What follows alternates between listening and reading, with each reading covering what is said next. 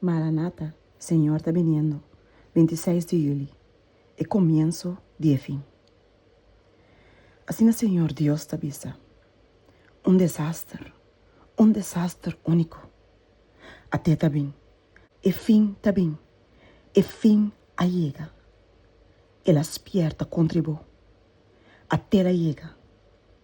Ezequiel 7, versículos 5 e 6. Miedoso é assunto que o mundo lo vai guardar badenge. E crises que lo vai pingir o mundo lo vai estar terrível. E poder não de terra que lo une junto, paz e guerra, quando o mandamento não de Deus, lo saca decreto para que tudo, chiquito e grande, rico e pobre, livre e escravo, lo conforma na mesa, na costumbre na igreja, toda de observância de sábado falso. Tudo que lo ninguém de someter na mesa na saque, lo ha de castigar toda de autoridade na civil e finalmente lo ha de declarar que não está merece morto mês. Na outra banda, a lei de Deus, que está exigir o Criador seu dia de sossego, está exigir obediência e também essa fúria contra de tudo que está transgressar seu precepto. Não. Ora que assunto aqui eu vou apresentar claramente delante de toda gente, qualquer gente que lo trapa riba Deus sua lei para obedecer uma instituição humana, lo recebe a marca de bestia. E ta aceitar sinal de lealdade, não é poder que estas coisas de obedecer no lugar de Deus. E sábado dia de 7 dias, este decir já sabra, lo vai estar grande teste de lealdade, pois é até ponto de verdade que especialmente te vai brincar.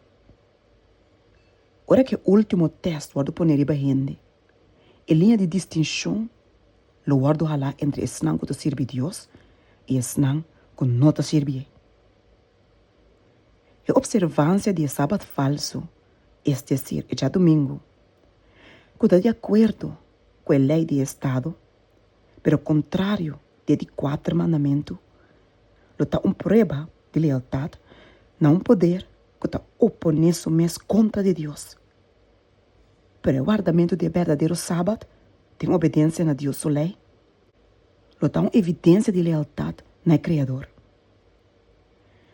Mientras que grupo lo recebe a marca de bestia, dor que não aceitar a sinal de submissão não poder terrenal, e outro grupo que lo escolhe a sinal de lealdade na autoridade divina, lo recebe a sello de Deus.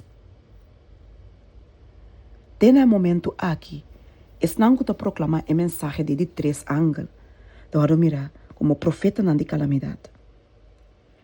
Pero ora que é questão de implementação, de observamento de já domingo, começa a preocupar gente toda caminha. Gente lo começa a mirar com o sucesso que a hora de dar para sina largo e que não ninguém de querer vem mais cerca.